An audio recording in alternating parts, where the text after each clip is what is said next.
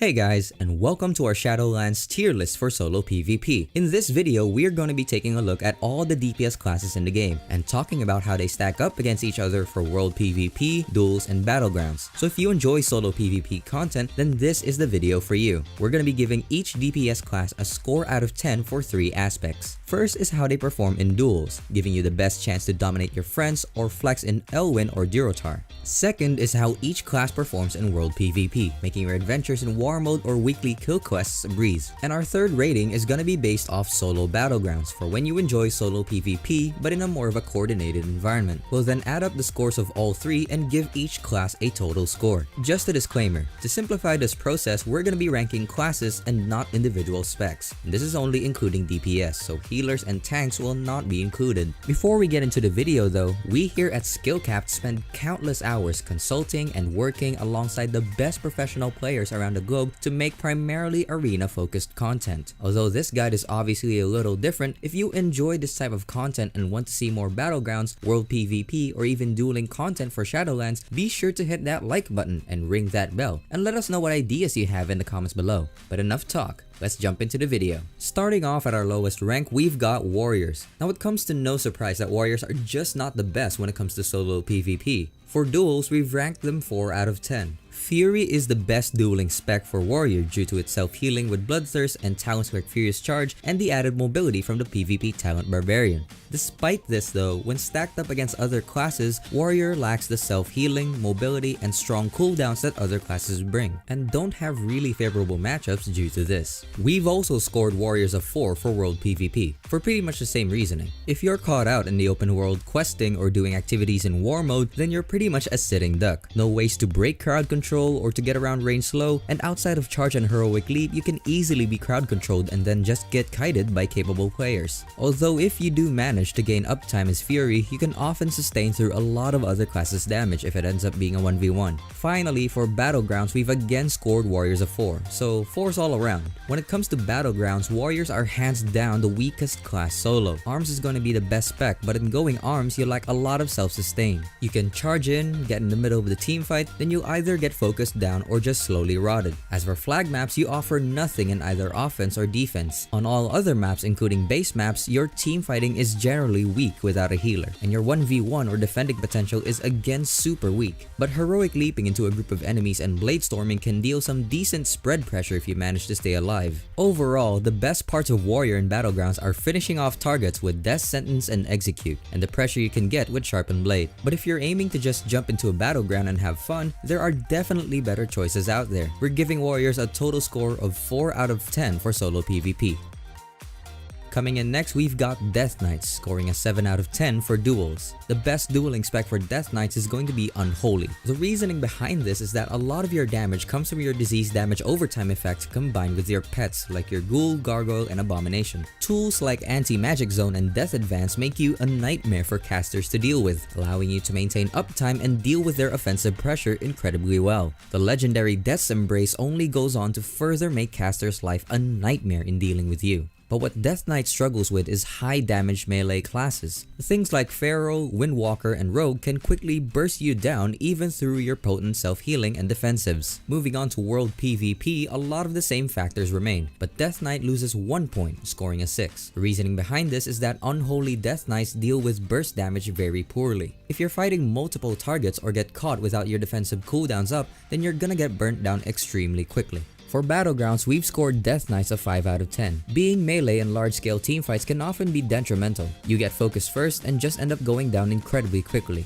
Your only real contribution is gonna be coming from your auras, increasing the damage of your casters. The one plus that Death Knights do have is their Covenant ability, Abomination Limb from the Necrolords. This allows you to group enemies up in teamfights. Overall for Battlegrounds, Death Knight has both weak mobility and weak disengage, but Unholy brings a little more sustained AoE damage on large teamfight maps, while Frost does some very good burst from Chill Streak if you can group targets up, but is more cooldown dependent, although neither spec really performs that great. This results in Death Knights gaining a rather lackluster total score of a 6. Warlocks are next in our rankings, coming in with a 5 out of 10 for duels. Warlocks are just not cut out for dueling. Demonology is a ramp up spec, destruction requires you to get long casts off, and affliction really doesn't have that much upfront damage. Out of the three though, when it comes to dueling, destruction is gonna be the best, as you have multiple schools of magic, strong cooldowns with Infernal and Demon Soul, and your demonic resolve allows you to secure casts. Destruction does decently well if you're not able to burst them down, as you still have strong crowd control like Fear, Coil, and Shadow Fury. But the lack of sustain or kiting ability while relying heavily on fast casting is why Warlocks only score a 5 out of 10 for duels. In World PvP though, Warlocks gain a bit more strength and an extra point. If you're able to get the jump onto your opponent, Affliction can start getting dots up and unloading damage. Destruction can hit you with a massive Chaos Bolt, taking half your life before you even get near them. But if you're the one getting jumped on, it can often be quite rough, especially if you're caught without any shards or cooldowns ready. Despite their weakness in duels in World PvP though, Warlock shines in battlegrounds, being amongst the best classes and probably best all around for pure damage. Affliction has insane spread pressure, being able to dot up multiple targets and punish dispels, with unstable Affliction easily topping the overall damage charts. Destruction has the potential to deal good spread pressure with Immolate, but also burst single targets down with Chaos Bolt. Both specs can just sit at the back of a fight and unload damage using tools like Gateway or Portal to kite if they do get focused. You can look to ink bases with your crowd control and you can defend with a pet. Honestly, Warlocks are one of the best casters for solo battlegrounds and score an easy 9 out of 10. This gives Warlocks a total score of 6.6 out of 10, but if you enjoy battlegrounds then they are definitely a great class to pick up.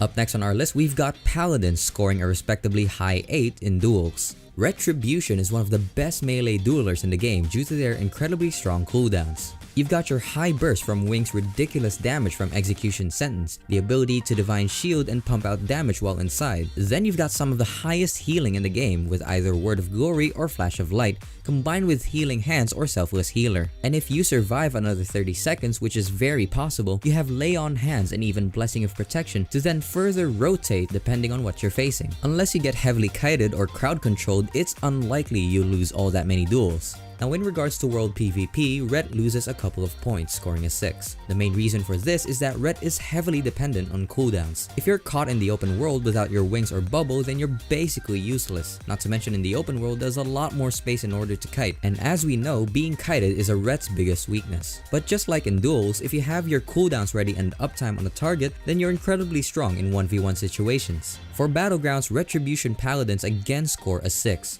If you're looking to run in and pop your cooldowns and one-shot a single target every few minutes, then you're gonna have great fun. But in terms of topping the damage charts, you're gonna be nowhere near a lot of other classes. Although there is the potential for some decent AoE cleave on grouped up maps like Silver Shard Mines with Divine Storm, Final Reckoning, and the legendary Tempest of the Lightbringer. For the most part though, your biggest contribution other than your single target cooldown reliant burst is your off healing with Word of Glory and Luminescence. But the lack of mobility to move between objectives and weak team fighting overall without cooldowns results in Retribution's biggest strength being easily defending bases. This gives Paladin a total score of 6.6 out of 10. If you're enjoying the video so far, a subscription to the channel would be phenomenal. The go-to hunter specs right now for solo PvP are gonna be either survival or marksman. Both of them are good depending on a few different scenarios. In duels, it's up in the air which spec offers the most. Marksman is decent versus casters, while survival poses more of a threat when up against melee damage dealers. Sadly, Beast Mastery is just way too weak damage-wise and doesn't compete with either. Although both survival and marksman score a 5 out of 10 for dueling, Hunter's biggest issue is a complete lack of any real self-healing. And outside of their only real defensive aspect of the turtle, if you're able to hit them and survive their burst, then you're gonna have no real issue. With that in mind though, survival does do well into a few classes. You're able to kite and survive against most melee, but will lose to almost all casters. Marksman is the opposite, where you're able to burst casters extremely hard if they have no way of sustaining themselves. In the open world, it's a little different. If you're able to get the opener on unsuspecting targets, you can quickly burst them down before they can even react as marksmanship. Not to mention, the more room available to you, the stronger marksman becomes, as you can use your extended range from the PvP talent Sniper Shot to heavily outrange your opponents, and even utilize high explosive trap to take advantage of the terrain.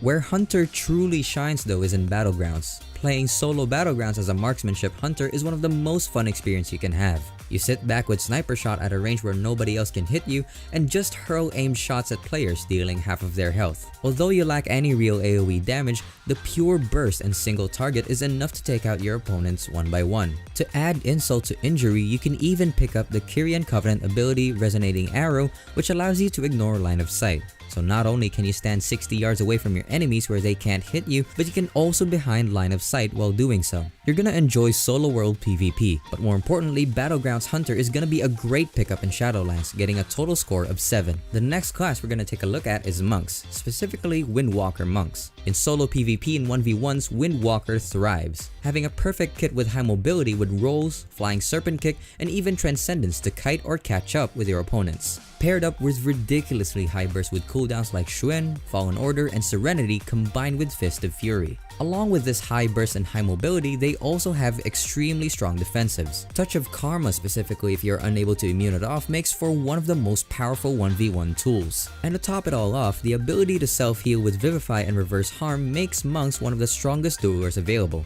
scoring them a very high 9 out of 10, losing only to a few select classes. In regards to world PvP, all of the same points remain. Windwalker has high consistent damage even without their cooldowns, plus the ability to kite out most classes. That means if you're in a sticky situation or if your opponent gets the jump on you, you can flying serpent kick them away, double roll, and then look to heal up or just retreat. But if you're caught without Karma or a Transcendence down, you're gonna be a lot weaker than you would be in an organized duel. There's only a select few classes that can give Windwalkers a run for their money in any 1v1 scenario. Although if you're looking for 1v2s or skirmishes, then Windwalker falls off a little, so they get an 8 out of 10 for world PvP. Now, where Windwalkers fall off is Battlegrounds. While Windwalkers excel in 1v1s, their kit is almost useless when it comes to Battlegrounds. You lack any real cleave damage outside of Fist of Fury, which requires enemies to be in close proximity. Your pressure can easily be healed through, and you generally just can't get too much done solo. There are a few exceptions of course with maps like Khotmugu, but generally speaking, out of all DPS classes, Windwalker does not perform well in teamfights and lacks the crowd control to perform well in assaulting bases. With Battlegrounds bringing their total score down, Windwalkers score a respectable 7 out of 10. But if you enjoy dueling, then a Windwalker is obviously a great choice. Up next on the list, we've got Demon Hunters. Throughout BFA, Demon Hunters were considered the kings of solo PvP, and for good reason, but they've fallen by the wayside considerably going into Shadowlands. As always, starting with dueling, Demon Hunters score a 7, having huge bursts during Metamorphosis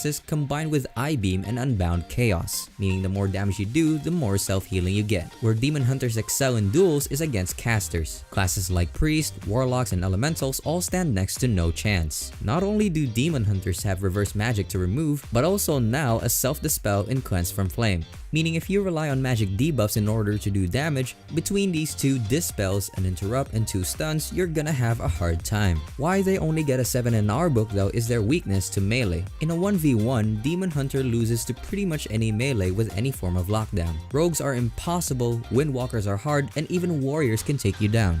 The same applies to world PvP, but this time you can fully take advantage of your insane mobility. If the fight is not going in your favor, there aren't a lot of classes that can keep up with a Demon Hunter. The added benefit of NPCs dropping soul fragments also can give you an advantage, allowing you to leech from mobs and pick up soul fragments in order to gain some extra healing. The only real weakness of a Demon Hunter is if you're caught out by a class who can lock you down and then burst. Even if you're caught without Metamorphosis ready, the short cooldown of I-Beam paired up with Demonic means you'll always have the ability to get inside meta if you get into an unexpected fight, leaving Demon Hunter with a score of 8 out of 10 for world PvP. Moving on to Battlegrounds, Demon Hunters have one strength, and that's their mobility. This means that they can do very well depending on the map. You can have a huge impact on maps like Silver Shard, Temple of Khotmogu, and Arathi Basin. Where Demon Hunters falter though is their team fighting. If targets don't stack up, then you're gonna have relatively weak cleave and single target damage that isn't really too impactful. So if you're playing more tactical in Battlegrounds looking to assault bases and fully utilize your Spectral Sight, Demon Hunter is a great pick option. But purely based off their team fighting ability, Demon Hunters are amongst the weakest. This gives them a 6 out of 10 for solo Battlegrounds, which further results in a total score of 7 for solo PvP.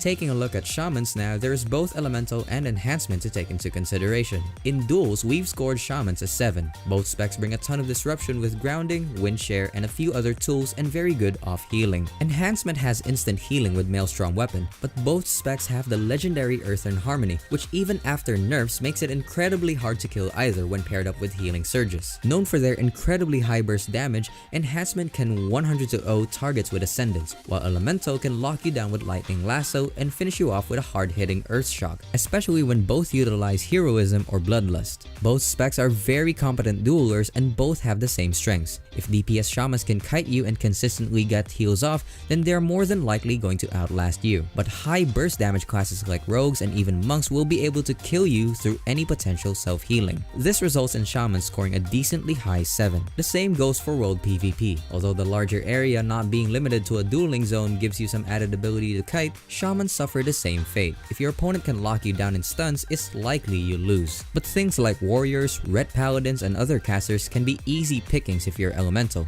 Depending on the location, you can also look to abuse Thunderstorm, knocking enemies to their death. Overall, there isn't much change between World PvP and dueling though, other than maybe starting the encounter with some added Maelstrom. So again, we're scoring Shamans as 7. Now where Shamans, more so Elemental, truly shines is in battlegrounds, especially teamfighting. The reasoning behind this is the control of lava PvP talent. This means you can sit back in a team fight, flame shock as many people as you can, and then just continuously hurl out hard-hitting lava bursts. The more flame shocks you have out, the more lava bursts resets you get. Pair this up with Ascendance and you've got some ridiculous damage. You can then also use your Maelstrom to pick off targets with Earth Shock or do some extra cleave and disruption with Earthquake. The Venthyr Covenant ability Chain Harvest is also some of the highest AoE damage possible in the game. Shaman's only weakness is if you're singled out and trained, as to play this spec requires a lot of sitting back and casting. Enhancement on the other hand is much weaker of course. Being melee, you're gonna have to be inside the thick of it to deal any damage, and your only real AoE comes from Fire Nova, which has a low range of only 8 yards. Nonetheless, Shamans get a very strong 8 when it comes to battlegrounds, based off Elemental. This results in a total of 7.3 out of 10 for Shamans. If you're looking for a high burst caster that excels in solo battlegrounds, then look no further. Coming in next, we've got Druids. Now Druid can of course play either Feral or Balance. Both have their strengths. For dueling, we've given Druids a solid 8. The best dueling spec is hands down Feral. Feral brings high burst damage, good sustained damage, and more importantly, the ability to kite, heal themselves up, and reset the fight altogether. What makes Feral strong is Heart of the Wild and also Restoration Affinity. You pair these two up and you're basically a healer that does the damage of a DPS class. Cyclone, Bash, huge ferocious bites with Incarnation makes Ferals a force to be reckoned with in duels. As for Balance, a lot of the same points remain, although you have a lot less burst and are required to cast to build up astral power, making them a weaker alternative, but alas, still strong. Though Feral still has some hard matchups. Rogues, Windwalkers, and anything that can burst you down can be a struggle. The whole playstyle of a Druid makes them great when it comes to World PvP. Thanks to Prowl, you're able to pick and choose any fight you want to take, and with Travel Form, you're one of the most mobile classes, meaning if things go south, you can quickly build distance, heal up with your powerful self-healing, and then resume the fight. Both Feral and Balance have great kits. You come out of stealth, pop your Incarnation, and burst somebody instantly, then let your dots or bleeds do the work while you kite them out. Due to this, Druids score a very high 9 when it comes to World PvP. Unlimited space to kite with Cyclone Roots and Travel Form, stealth and their durability makes them one of the strongest solo World PvPers in the game. In Battlegrounds, Feral and Balance lose a few points, scoring a 7. Honestly, they are by no means bad. Feral can look for small skirmishes, objectives, or even in-sync bases, while Balanced Druid does some decent spread pressure and AoE pad damage with Starfall and your damage overtime effects Sunfire and Moonfire. Overall, neither specs can have a huge impact in the sway of the battleground. Although if you want to just queue up, deal some huge AoE damage, and see numbers flying everywhere in large-scale teamfights, then Boomkin is one of the best as you have an easy way to get your damage overtime effects up on multiple targets, and the reworked Starfall doesn't have a target cap. Adding up the scores, Druids have a very high 8 out of 10 overall. We've now reached our top 3 solo specs. If you're still enjoying this video and have made it this far, a sub to the channel would be incredible. Our first addition to the top 3 is going to be Mage. For dueling, Mage's best spec is gonna be Frost, although Arcane can be decent. Frost has without a doubt some of the highest bursts out of any caster, combined with the most control, easily scoring them a 9. If played well, Frost Mage can stop any melee ever connecting. They have 2 ice blocks to rotate through, incredible slows with Cone of Cold, roots, and if anything ever does go bad, you can just look to polymorph, build distance, and use conjured food to reset the fight. Generally speaking, mages are not at all durable. If you get uptime on them, they're gonna quickly fall. This isn't exactly the case with the legendary Triune Ward, which gives mages Ice Barrier, Blazing Barrier, and also Prismatic Barrier, making them a lot more durable than you might think. If you want a good 1v1 caster, look no further, as there's only a very select few classes and specs that can even come close to beating a mage right now. The same applies with world PvP. If you're getting the jump on targets, you can instantly kill them before they even know you're there. If you do get jumped on yourself, if it's not a class you can kite, you can always look to just reset the fight with polymorph or build distance with blinks and eat to full. Simply put, high burst and insane control make mages one of the best 1v1 and small skirmish classes in the game, and very much worth again of a 9 out of 10 for world PvP. Despite their extremely high dueling in world PvP rankings, where mage falls off is battlegrounds. While all this control and crowd control you bring with Mage is good in duels or world PvP, when it comes to large-scale teamfights, you lack the same impact. You can sit at the back of a teamfight and spam damage, but you're not gonna provide the same sort of impact as a Warlock, Priest, or even Hunter. While Fire used to be the go-to spec, what was extremely good in Battlegrounds now with a cooldown put on Greater Pyroblast is heavily fallen off, so it leaves either Frost or Arcane. Frost brings some added utility with AoE slows on certain maps and decent single target burst or group up cleave, whereas Arcane has less utility but have way more single target burst. This earns Mage a 7 out of 10 for Battlegrounds. Adding up the scores for the Mage, they get an 8.3 out of 10. So if you want a high control caster that excels in 1v1s and small skirmishes, then look no further. Coming in next on our list is gonna be a class that honestly hasn't been too great for solo PvP for a fair few expansions, and that's Shadow Priest. After their mini rework, Shadow Priests are one of the stronger duelers, having a great defensive kit with Fade and Dispersion, strong casted healing with Shadowmen paired up with the Measured Contemplation legendary, and strong passive healing with Devouring Plague, Vampiric Embrace, and Power Word Shield. You have high instant burst as you're able to instantly get your damage overtime effects up, go into Void Form, and pop Power Infusion and Shadow Fiend. You also have great crowd control with Silence, Psychic Horror, and Fear, and even the utility of Mass Dispel or Dispel Magic.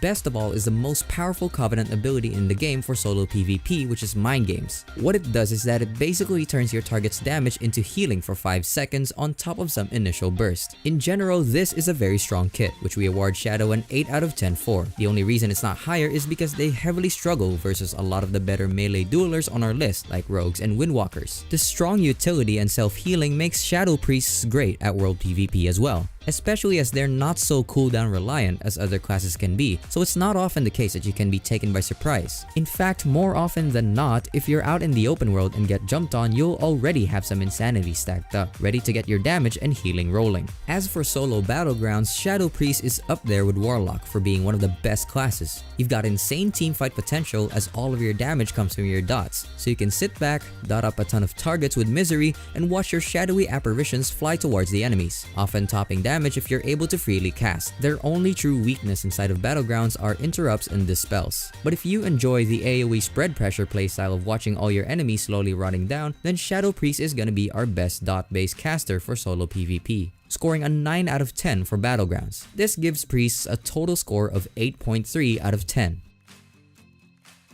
To finish up our tier list, the last class and best solo PvPer is Rogue. For dueling, we've given Rogue full marks, a 10 out of 10. There is no question that Rogue is the best dueling spec in the game. It's been that way for as long as we can remember, and Shadowlands is only adding to Rogue's 1v1 strength with additions like Premeditation and Poisons returning to the game. The best spec for dueling is without a doubt gonna be Subtlety, but both Assassination and Outlaw can do well. However, the power of Shadow Dance allowing you to stun lock your enemies combined with the high burst of Shadow Strike and Akari's Soul Fragment legendary means you can pretty much global or force a trinket from any opponent in the opener. And unless you're dueling another stealth class, the opener is always going to be in your advantage. And that's not even mentioning how a rogue can just reset at any point. If your opponent trinkets the opener, you can then vanish and wait for diminishing returns, or blind stealth and sap your opponent and again wait for diminishing returns. Honestly, there isn't anything a rogue can lose to if two equal players duel. For world PvP, we've again scored Rogue a 10 out of 10. Let's face it, if you can vanish away from any fight and completely reset, there isn't many situations where you're gonna struggle. The inherent strength of being able to pick and choose which encounter you want to take, paired up with the control and burst, means that you can even look to take fights where you may be outnumbered. Sap one, open on the other, blind off the sap, kidney shots, cheap shots. Rogue's kit is just made for solo PvP. Arguably, the only real weakness you could argue a rogue has is a lack of self-healing. But once more, Shadowlands has improved upon this with soulbind conduits like Recuperator, or even just picking up the talent Soothing Darkness. Alright, so with rogues being incredibly strong 1v1, throw them into a battleground and this kit is gonna be a lot weaker, right? Well, wrong. As a rogue, you can take two different approaches. First is going sub. Now while they're not the best team fighters, sub rogue on any map with objectives, which is pretty much any non-epic battleground, can single-handedly win the game for their team.